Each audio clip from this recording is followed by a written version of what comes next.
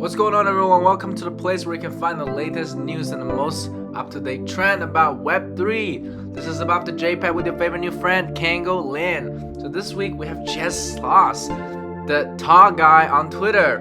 And Jess has been in DAO for a very long time. He's an OG, and he started getting into DAO when it barely even started. I think most people don't even know what that is. Then he went ahead and built the biggest DAO accelerator, the C Club. I bet a lot of you guys have already heard about it. So today, let's dive in and hear what he has to say about DAOs and NFTs and Web3 in general. I'm very excited. This is what I'm putting. You want to put something on, bro? Easily removed. I like my eyes too much, man. I don't want to cover these babies up. You kidding me? Dude. All right, dude. I'm gonna do this for a while and then I will switch it back later. Okay. But anyway, dude. Yo, Jess. We have Jess today. Jess, welcome to the show, man. Welcome to the show, bro. I feel like the hype in your voice matches your sunglasses, so stoked to be here. We're the gangster group out here, bro. It's the Web3 gang, right? We're trying to figure out what is going on, man. What is going on? And we got to talk to the best folks that we can find here today. And talking about DAO, if Jess claims to be the second, no one is going to claim the first, man. And that's going to be you. That's why I'm super excited, bro. So Jess, I know, dude, there's so many people knows about you now. Like you're pretty big in a circle, man.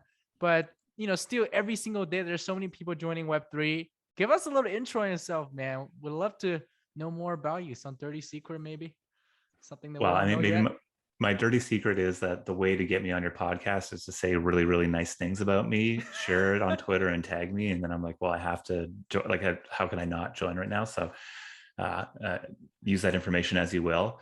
I didn't mention you. Someone else mentioned you, right? I mentioned too. I mentioned on other episodes, but I did have guests saying really good things about you, man. I heard my name and I was like, it's like a bat signal. I just go, oh yes, okay, great. I listen to all podcasts on 3x, just looking to hear if I hear my name, and then I slow it down and go through it generally. Dude, we'll cut it out, but yeah, we'll make it turn it into a clip, so we'll be able to post on Twitter. I think it's great. It's like, yeah, I'm like, oh, I gotta take this as a growth hack. How do I gotta make sure I clip out the nice things we say about certain people, and I think people will share the C Club podcast. That's more like my dirty secret. No, that's what I figured. I was like, this is smart. I got to be on this podcast. Yeah, my name is Jess. I have the privilege of helping to start an organization called C Club, which is the leading network of tokenized communities and DAO builders. So we essentially run an accelerator program. People have kindly referred to it as the Y Combinator of Web3. I think we have maybe a long ways to go. There we go before we get to that. But we run cohorts and help communities launch tokens. And our belief is that tokens give communities superpowers that were only reserved for corporations and countries in the past, and that being able to empower network participants with ownership is like a very worthwhile mission to be on. As hopefully people can finally realize some of the value that they're creating on the internet, rather than having to sell crazy emojis like that, or maybe just earn small amounts of advertising revenue. Dude, 100%. Because the first time for the audience, I want to throw in a little background here. I want to throw in a little juju. So when I first met Jess, it was because I wanted to print money. That was exactly the thing that Jess just mentioned. This power that only the nation state could have. Because my friend did some ICO, and I was like, wait, how did you do this ICO? He was like, wow, dude, this is like, he explained to me the economic principles behind it. And I was just like, wow, so you basically printing money. And he was like, well, basically. I was like, dude, that's amazing. Because like I could do a token race, right? And I'm gonna do the legit thing. But anyway, and I realized, I talked to Jess, and then I realized, oh wow, it's a lot more complicated than just printing money. And that's where I think the magic is going to shine today, is that it's a lot more complicated than just printing money. The first question I have today, and I think it's so important for everyone else who's listening to the podcast, is, Jess, what are some common myths about DAO, man? There's so many myths about DAO. People seem to have a certain idea about it, don't they? I think there's many ideas.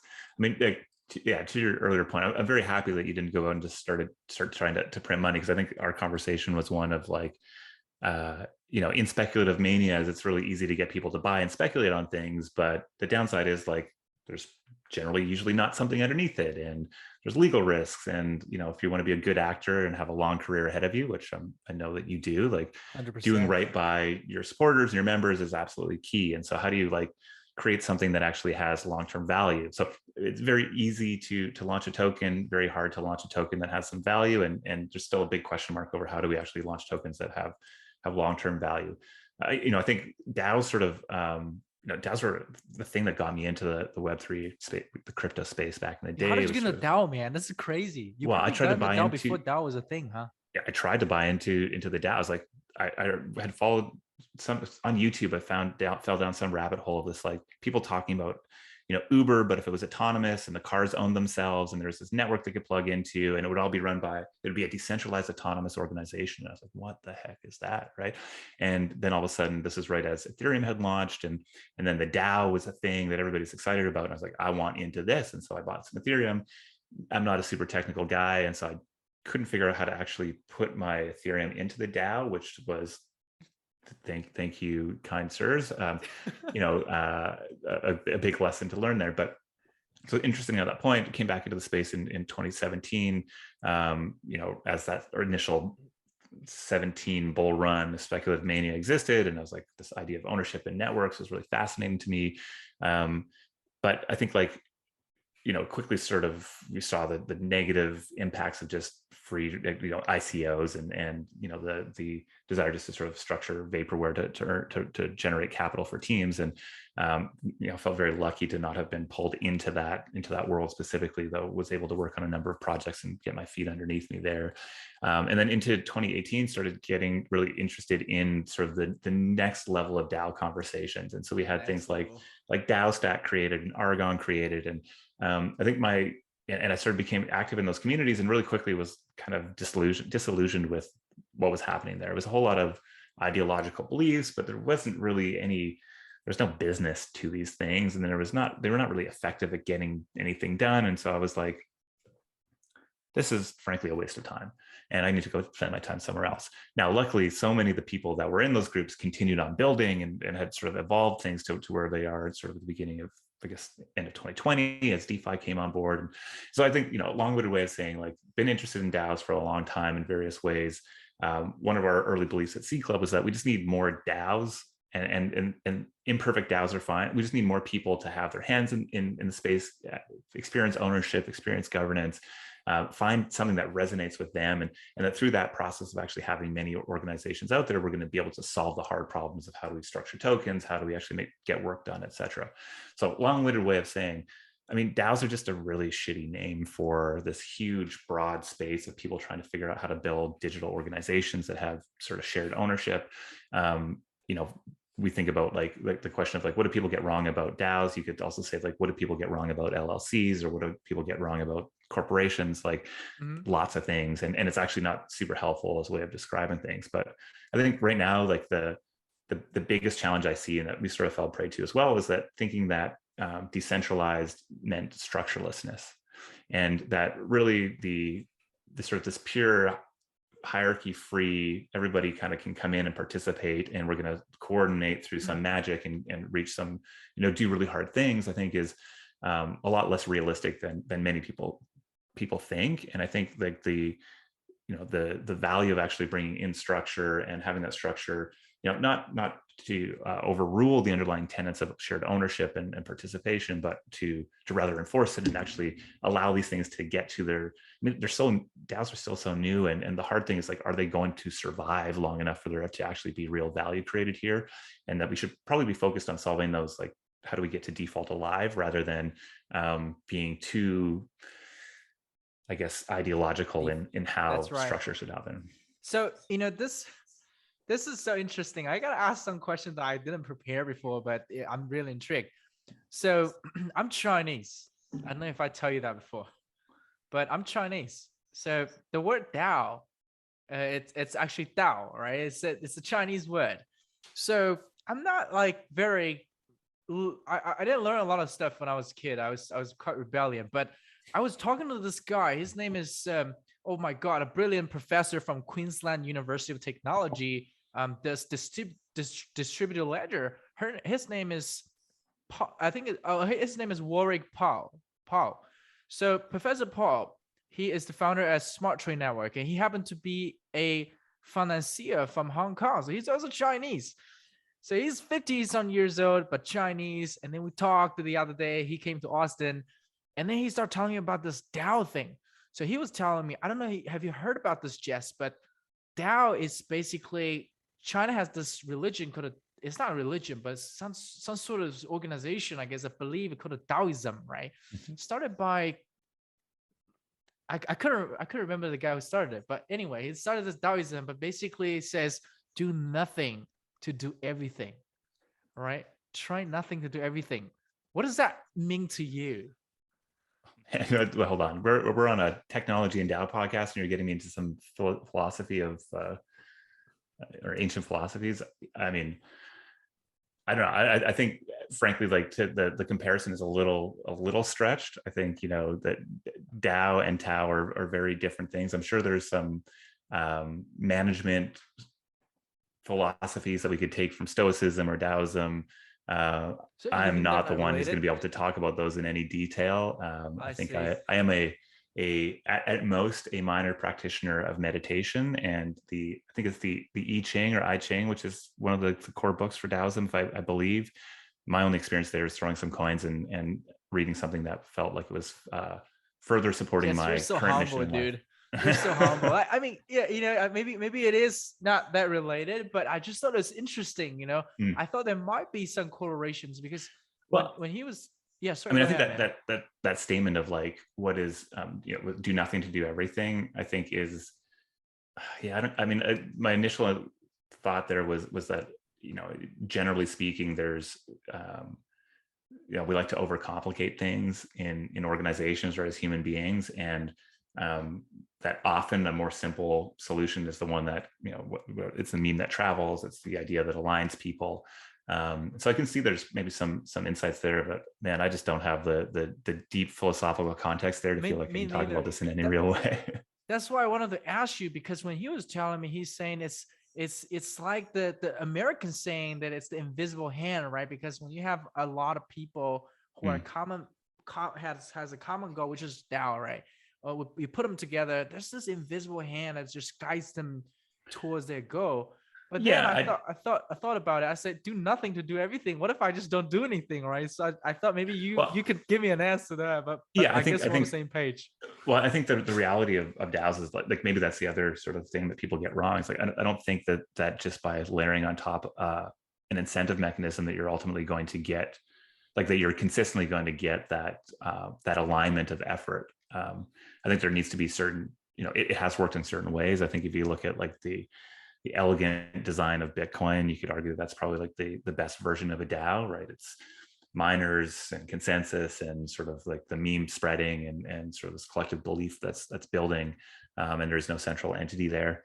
I think in many investment DAOs, maybe you get to that if people are all sort of buying in with the same amount of money. It makes sense that everybody's on the same footing, and you sort of can tap into that wisdom of the crowd. Everybody generally has the Yeah, same level of incentive, though I think it still falls down at the edges as there's still a lot of I free riders see. that are in there.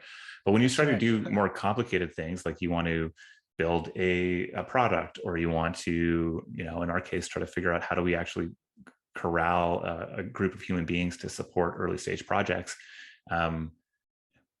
those incentives are much harder to get to, or complicated, and I think require iteration and innovation and exploration. And so I think like the broad sort of supply demand incentive, the invisible hand of supply and demand of economics just definitely Might plays not there, but it's apply not because enough. it's too small scale, huh? That lets me to the next thing I wanted to ask, man. Jess, you've been in this for a long time. You've seen so many projects, successful ones and the failed ones. How do guys get from early days projects to best progress into a DAO, man? Because you don't apparently you don't just that's what I thought. I thought, hey guys, I'm just going to turn it into a DAO and then I have contributors, right? And it doesn't work that way. So how do we do that? Yeah, I mean, I think there's many paths to doing that, but for I can speak to some specifics, and maybe that's helpful. For Seed Club, we started with 11 people in a Telegram chat that were all interested in this broad new space that was still very new and niche of social tokens. And what I did was happened to have a number of friends who had done early experiments in the space. Brian Flynn with the Jam token, Alex Masmage with his Alex token, June who was doing his token around sort of events, and there was just a number of people that were interested in that space. And because it was so new and nascent, we were quickly able to find the other handful of people who were nerding out about this stuff and brought them together in a Telegram chat. And then we just had a lot of fun exploring and learning together. And it turned out that, there was some insights in that group that led us to sort of expand the vision of what we wanted to achieve. And it was still fun to experiment with launching an Argon DAO and doing different things and sort of thinking through how we might actually build some value here. And the idea of sort of a DAO incubator, I guess we called a social token incubator, was the first term we used, kind of evolved from it. And, I just invested all of my time and heartbeats into pushing that forward, and got on every podcast, found every interesting person who was interested in the space, period. And it was just through that, like one by one by one. And soon you have, this sort of snowball effect where people are starting to pay attention. And if you're able to get, I think so much of the early days in these is sort of managing social capital. How do I progressively connect with other people through other people who are, have shared interests or values alignment here? And we were able to build, a small but incredibly impactful group of human beings that formed the basis for Seed Club, right? So, if you look around some of our early members, every single one of them is out there doing something big and impactful in the space. And, I think we're sort of in a position now where we have the ability to go tap into their networks to get their insights into Seed Club. And it started this sort of value loop, I guess, that lives there, that if you are launching an early stage community token or DAO, that there's no better place to come and get support from, because of this incredible network we have. And I think that in various ways works in different places, right? So we like to talk about the big adventure. So like the more clear you can be about the big adventure that you're going on as a community, the better. And that people who, early on, maybe you're not selling a specific product or selling specific, maybe there's not even a token, but what people really want is to buy a seat on this adventure, right? So we're going to go walk across the continent and, quote unquote, discover new things. There's going to be risk and there's going to be excitement, and the mission itself is something that's worthwhile. And, through the pursuit of that mission or that big adventure in public, and sharing about it and telling and sharing, your learnings, the things that are working and things that aren't, you're going to start to attract other people to it. And so I think it's, Seed Club launched in August of 2020. And, it was, I think, close to 3 or 4 months before we ran our first cohort, and it was still a very small group. And, it starts to compound and compound and compound to the point where we have, over 10,000 members in our Discord, larger number of token holders. So yeah, I think it's just like, if you expect to go from 0 to 100 right away, you're probably going to have a bad time. But if you have a mission and an adventure that you can articulate, that people want to be a part of, I think consistent effort is what drives that progress. I see, yeah. Yeah, I think it's a process, right? This, at first people jumped in and got all excited, especially in Web3, right? People get really excited. Well, I think it's important to note that the last year of time is of overhype and speculation in the bull market is probably not the best time to go launch one of these new things. Like, one, it might give project leaders like an unrealistic understanding of like what is possible. So money's easy to come by. Maybe you don't have to be as detailed or thoughtful about what you're actually doing. And so and then two, the people who are actually joining those projects are generally joining because they can speculate. It's more of a speculative bet, right? They're going to get into this DAO low and it's going to go up in the future, and great. And so both of those lead to communities that are maybe not not as potent as they would have been if they're maybe launching today, or if they launched, a year and a half or 2 years ago. And I think like there's the mental model I always have, and I share with our projects is, what we're trying to do is go build a fire that puts off heat, right? Keeps people warm. The way to build and I live in the woods just outside of Vancouver. I heat my home with fire. I build a lot of fires in the wintertime. Like right now? Like right now. I mean, I don't have a fire right now because it's summertime, but the house right now? I'm in a house right now. Yeah. What? It's wait, warm. I thought you were saying that you were living outside of Vancouver in the wood. Yeah, I live in a house. It's just like in a very rural area. Yeah, Thank you for clarifying. Yeah, I don't okay, cool. live in a tent in the woods. Yeah, that's important. I thought you were I think, so like, spiritual. Like, I mean, listen, man, I got my axe here. This is a gift for my wedding for my team. So yeah, look at your eyes. But no, so I think I talk about us building fires, and I think like what we've seen over the bull market is people building fires with gasoline and paper, and there was just this never-ending supply of gasoline and paper, and so the fire is burning super bright. But once that gasoline and paper goes away, the fire doesn't burn very long. Whereas teams that were, finding dry wood and cutting it into small pieces and building up the coals and constantly keeping kindling stocked and wood stocked, that fire is much more robust, and it's hotter, and as the wind comes and the rain comes, it's probably going to sustain that as well. And so I think building a fire like that when everybody was just saying, hey, I want the maximum amount of heat during the bull market, is really tough. You're going against the current. But I think today it's truly the only way, and ultimately is going to lead to more long-lasting, impactful communities.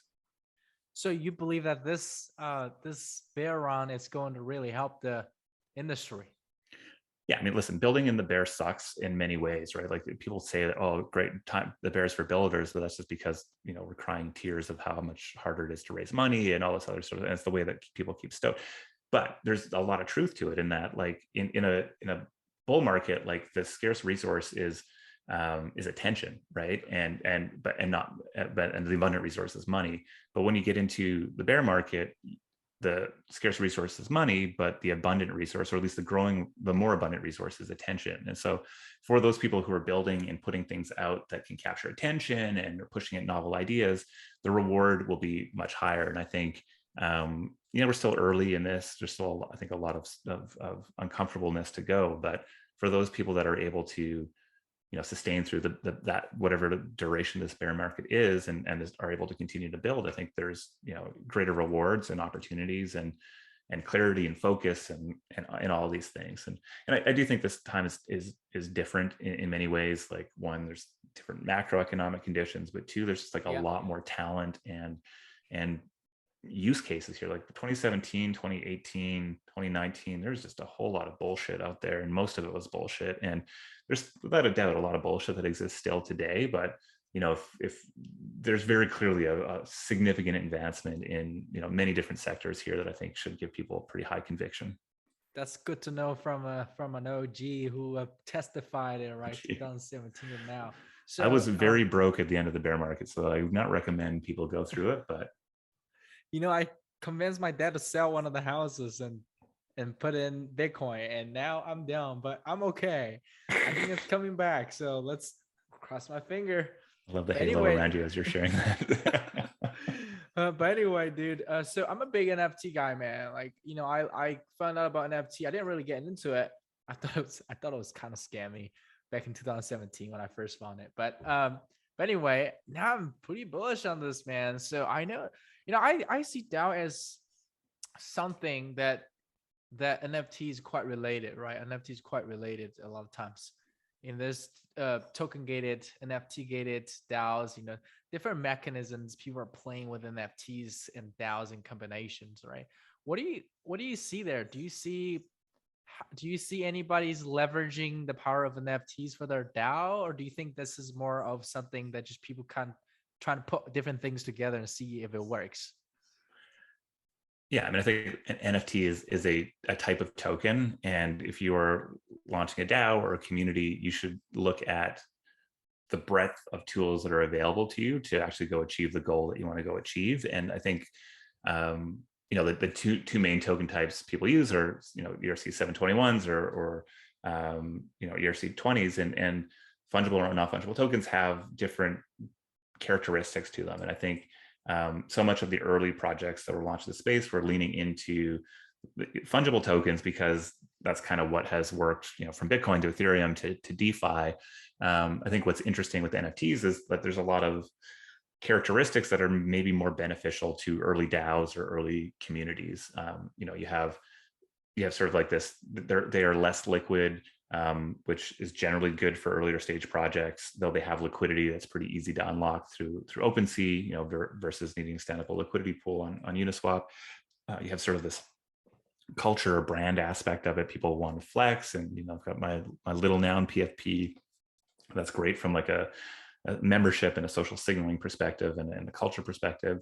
You have collectability, which means people were often like to buy and sell and trade, and so some of that speculation is probably good, especially leading into this idea of like programmatic revenue, or the ability for royalties to kind of feed back into a DAO and as a way to actually sustain core teams or efforts that the DAO is making. So yeah, I think we'll see many organizations use NFTs as maybe their only token or as like the early version of their token. And I think some of the, we see that as a big trend in Seed Club. There's most of our communities have moved away from looking at an ERC20 as the first token to launch to an NFT. But there's a number of challenges that come with it as well. One is like, it's very difficult to reward discrete units of work. Like if I think Snowfro and launched the Chromie Squiggles, it was like, what, I don't know, 0.03 to mint or something like that. And then there's 0.1, and all of a sudden these things are worth 10 ETH. And if he's got 10,000 of these things, and he's trying to reward work to give ownership to people in this collection, you got to work a fair amount of time before you've earned $10,000 or $20,000 worth of value that would then unlock this NFT. And so I think there's going to need to be a lot of like solutions built around to service new communities that are using NFTs. But I think it's definitely interesting. And you see communities like Songcamp really do interesting things with their Camp Chaos launch, where they have NFTs that sort of represent liquid splits. And so there's just, I think, a lot of innovation happening around it. But I always suggest people like, people often will say, should I launch a token or should I launch an NFT? And I'm like, both of those are tokens. So let's just step back a little bit and think about like, what are we actually trying to incentivize here? And start from those first principles, because I think depending on what you're trying to achieve, you're going to look at a different token model.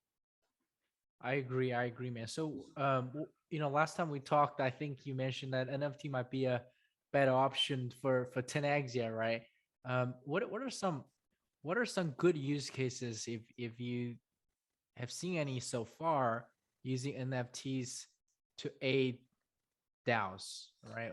Have you seen any good use cases that people can potentially take a look and yeah, learn I mean, from? I think like, so like what is a token good for? And I think a token is good for ownership in a network, right? So Bitcoin represents ownership in the Bitcoin network. Ethereum represents ownership in the Ethereum network. I think what we see with DAO tokens is DAO tokens, or tokens, represent governance over either a network or shared treasury. And so when we think of like, what is a good use case of an NFT or like of a token, I think you need to sort of look at it from that aspect, which is that these tokens are either essential to the operation of a mechanism. So, I'm staking to earn, or participating in DeFi in a certain way, or, more broadly, I think we're seeing tokens as governance tools, right? Or governance tokens. And so, I think that's like the level of complexity that we're at in the space. People are looking at these collectibles or NFTs as a way to sort of signal and represent ownership or governance over a DAO, and or a way to maybe earn governance in a DAO. And while there's probably many smaller games that people can build within these systems to actually truly unlock that value, I think most interesting use cases are at that level. Like tokens equal governance, tokens equal access, and anything beyond that, I think gets a little bit maybe less strong. What's the word? I think it's like it's more like people talk a lot about roadmaps and all the utility that you're going to bring to it, and I think those things are a little bit more dubious to me versus like the idea of having ownership. Got you, man. So, your dog, is that your dog? What's his name? Is it Poncho? That's Poncho, and I have a Poncho and Frida, and they just love to bark at anything that walks past the window, and so it's I kind thought of you're in the complicated. forest, so there wouldn't So be anything listen, catching you. okay, I had an article written about C Club in Forbes magazine a couple months back, and the Jeff is a wonderful reporter there. He's like, "So you live in the woods, right?" I'm like, "Yes," but like I think he was picturing like cabin in the woods in the middle of like the rainforest where I'm like hunting my own food type thing. And I was like, he's like, "We'll send you a photographer." I'm like, no, man. Like this is, I can see my neighbor's house here, but yes, I happen to have big trees all around me, and very often a bear will climb down that tree. And so it's like, What? oh yeah, we got tons of, I got bears eating grass outside my yard often. We got Dude, coyotes that cruising around. sounds So I'm in the scary. woods, but it's not, I'm not like, let's not get it Got wrong, you you. know? It's like a suburb style woods. Yeah, I'm in a small town, at the edge of a small town, and So yeah, have you never thought about like moving to like a more crowded area? I Since moved now away you from a crowded area, my friend. I was in the city. oh I The pandemic see. hit, and I get to listen.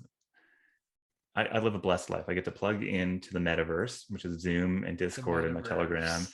and I get to talk to smart people all day long. And then I get to turn this off in 25 minutes and go for a walk with my dogs in the woods and watch them bark at bears or chase deers. So, Dude, and you I've chase got deers? this lovely That's amazing. ceremonial axe here that I feel like I should probably go cut something with.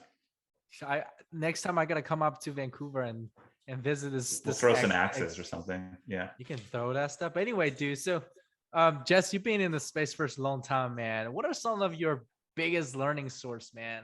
So that now Mm. young folks like me, you know, we're just coming out of the block. We don't know anything. We're trying to learn from you guys.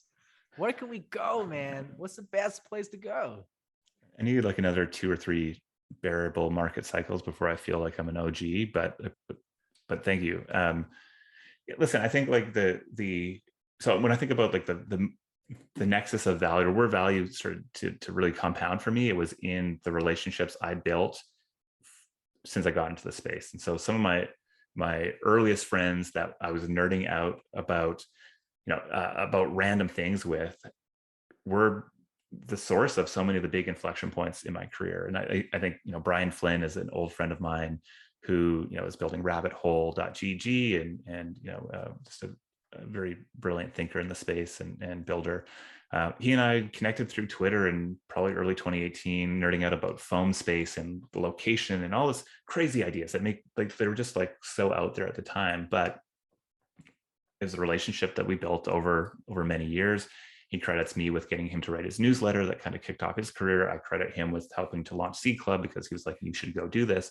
And so I think you never know who are really going to have like a massive impact on your career, or send you the link to that thing that gives you a 10x or 100x or whatever. And so I would say the best source of insight is find people that you vibe with, that you can explore and envision and collaborate with. Go build stuff with them. Go build those relationships. It's not about a Twitter alpha account or being in the right Discord. It's about building relationships with people who who you become friends with, and who are in your corner and whose corner you can be in. And I don't think it's any more complicated than that, but also I think it is challenging for when you're starting out. I think about the biggest asset I have in the space. I call it my sense making network. It's the people that I can message to get clarity, or figure out my thoughts, or who are messaging me when something interesting happens. And that thing is super valuable because I can gut check things. I can reference check people. I can, update my mental models on things so much faster than somebody who's brand new in the space and doesn't have those sources of trust. That's right. And so it can feel like you really want to rush towards getting that figured out. But I think it truly is a product of time. And, just choose your friends wisely, work with people who empower you and challenge you and are on similar missions as you. And then I think just recognize that, like all good things in life, and most value that gets created in the world, it's a product of compounding and time in the market. So it's not more complicated than that, and yet it's Dude, complicated. that's a great advice, man. But what are some worst advice that you've received in Web3 or DAO, man? Or most misunderstood? I mean, I think Most like ridiculous one, I guess. I don't know, man. I think like the almost all of like the negative aspects come from that chasing of money for money's sake, or like the speculative fervor, this feeling of like, yeah. So I think like just because somebody else is doing it or that it has worked before doesn't mean that it's going to be a worthwhile, valuable, or impactful thing for you to go do. I think that's like obvious in certain instances. I think you learn that, came to that conclusion yourself, and you're like, okay, maybe I shouldn't just copy my friend and launch an ICL. There's a lot more to it. But I think it also is a lot more nuanced when you see so many of like, well, I think most projects look at what other people have done and copy some version of that, maybe without fully understanding the positives and negatives and all the decisions that have gone into it. And so I think just borrowing other people's token models, or thinking that you can take something Web2 and add a token on top of it, like there's a whole host of things that just keep getting recycled and are just generally bad ideas. But I think like the subtle one is like, we should question whether we've really learned the things that we think we have learned in the space, if we've actually learned them. Like, have we figured out how to effectively distribute ownership to communities and network participants? Like, probably not. Have we figured out token economics? Like, people are out there saying they're token economic experts. I think I could make a strong argument that most token economics is like, reading tea leaves right now. Like, it's not proven out over any length of time. And so that's not to say that there's not great work being done there, or that people aren't figuring out amazing things. But I think to think that, that somebody else has that expertise solely, and that we should just borrow or copy or hire or whatever them, rather than starting at a first principles approach and think about, what are the things we need to do in what order to actually get to the value we're creating. That can be a harder thing to, I think, identify, and often only comes through going and making that mistake and learning the hard lesson. Dude, Jess, when I talk to you, I just feel so ignorant. And dude, I'm so glad that you're here and sharing this knowledge with people. And that's exactly what the other guest has said. And I think Pat told us this, that, because of people like you, so dude, it's just so amazing, man. Towards the end of the show, I have to thank you. I have to thank you for being on here to educate a mass. Thank you for being just so accessible to, to us people who are trying to figure out how to build this thing. Dude, thank you so much, man. I thank you on behalf of everybody who you've helped, because God, you're just so amazing, dude. You're giving out the juju everywhere. My dogs are losing their shit. I mean, I appreciate that, but I think it's important to know just how many people played that role in my life over the last while. I'm gonna yell at my dogs. Give me 1 second. I'm gonna. No problem, man.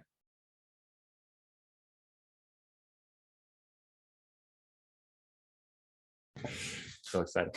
Yeah, I mean, I think like the thing that was so magical for me about Seed Club was, there's my dog walking in here, was that I had all of a sudden this network of people like Brian, James Young, and Jacob Horn from Zora, and Ruben Brahmanathan, and Priyanka, and Aaron from Tribute Labs. Like, these were people who were just so giving of their time and energy and insight that, I felt incredibly supported, or doing something that felt very unnatural and weird and kind of scary to me to start with. So, I think that those are people that I look up to greatly in the space, and like, just no doubt in my mind that's the right thing to do, more generally. And I think like there's this like, I think so why so many people are so free with their time and advice or support in the space is because stuff is so new. This is a really, really hard thing we're trying to go do. We don't know how to go do it really well. And the only way we're actually going to get anywhere is if we all sort of, I mean, there's, I think, a lot of negativity around this wag me idea right now of toxic positivity, et cetera. But I don't know, I think there's like a very real and important sort of trend there for folks that are in the crypto or Web3 space. And it's that, yeah, that there's no shortage of naysayers out there, and many of them have some points, but I think many are also missing the underlying insights here. And for us to really break through and demonstrate the value that I think we truly believe in, we need the support of others. We're definitely not going to go do it on our own. And luckily there's also some financial aspect that underlies it. Like, you build out the sense making network, there's incentives that are there both socially and financially that I think are interesting and novel and haven't really existed in the broader financial ecosystem. Jess, I appreciate you, man. Thank you so much, dude. Thank you so much for being on the show, dude. Thank you so much for your time. I gotta get you back next time. By the way, you should write a book. Just leave it Well, here. I don't know what I mean. I could not think of a worse use of my time right now than writing a book. If I could write, Maybe I think one I'd write a book. day. Listen, I think so. I'll shout out the club podcast. If you go to press.cclub.xyz, you'll see our publication. I write there. I publish a weekly podcast on Thursdays, which I know you're a big fan of. So thank you for that. And we get, wonderful guests who are sort of at the edges of this DAO Web3 community social space to just dive into nerdy conversations with me for an hour. And also our co-creator at C Club, Nicole, hosts a lovely podcast called Builder's Journey that's on the same feed. And that's where she dives deep with our projects. And so she can start to pull out some of the insights that our projects are learning. And, I think C Club generally is just trying to be a sense-making network that helps to bring the latest insights from the 54 different projects that we back that are all out in the market doing interesting things to better inform our current members and our future members. And happy to be engaged in that space. And for folks that want to dive deeper, they should go do that. And then my last plug here is that we are kicking off applications for our 5th cohort in the beginning of August, and people can signal their interest from a pinned tweet on our Twitter account or at cclub.xyz.